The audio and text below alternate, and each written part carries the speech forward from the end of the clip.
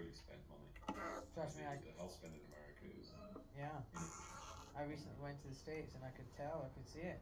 Everybody was obese, overweight. Yeah. And I don't mean, one or two people, So if a you go lot. into all the other studies, like they were sort of trying to tell you that there was 5% of people with COVID and myocarditis, and it was like, well, that's interesting, but I should have had like 1,500 people in Guernsey with myocarditis post-COVID, but I hadn't been able to diagnose them. We have so all these people that I diagnosed with myocarditis, I was diagnosed with COVID important because we were testing them for the anti-nuclear capsid antibody.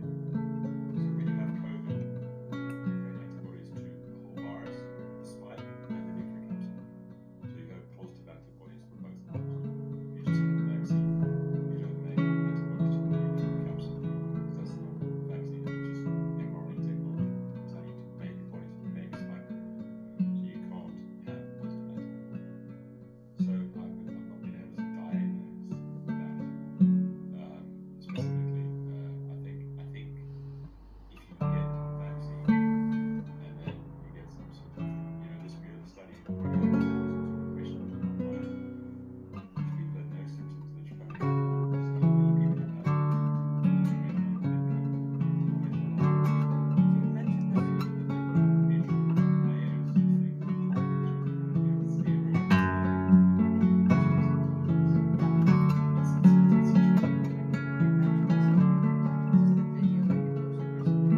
One where Yeah, essentially yeah. live So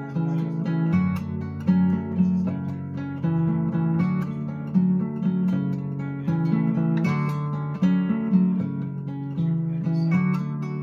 3.7% and 1.8% had asymptomatic disease. But this other statistic where 600 people came to me and said, we're talking about the boosters, the side effect. I said, were you feeling well before the boosters? Were you breathless? He says the shadow effect. And so many people had symptoms that that when you go and get the vaccine, they don't sort of question the fact that they've got layers of symptoms that they don't diagnose. So when you get to a study research project, this testimony of a research fellow, somebody's got a very strict protocol and they ask question by question, have you got any of these things?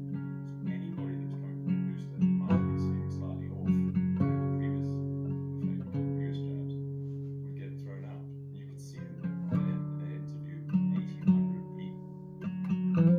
They screened 1,800 people to get data from multiple studies the world over, plus the number of people that were not. And in the end, there were obviously a lot of people that didn't have any of these things. Yeah. And they asked, well, what's the margin? Because these people just didn't think like Yeah, fit people. people working at the university, staff, students and staff. So they're not, again, people that are not fit. So why these people didn't exclude them? Here's another little piece of research on why are people being excluded. Now, another interesting thing in that video I presented, Rory Collins was one of the chairmen of the meeting, and he didn't ask any questions. He never even batted an eyelid. He was the chap behind the 4S study into simvastatin.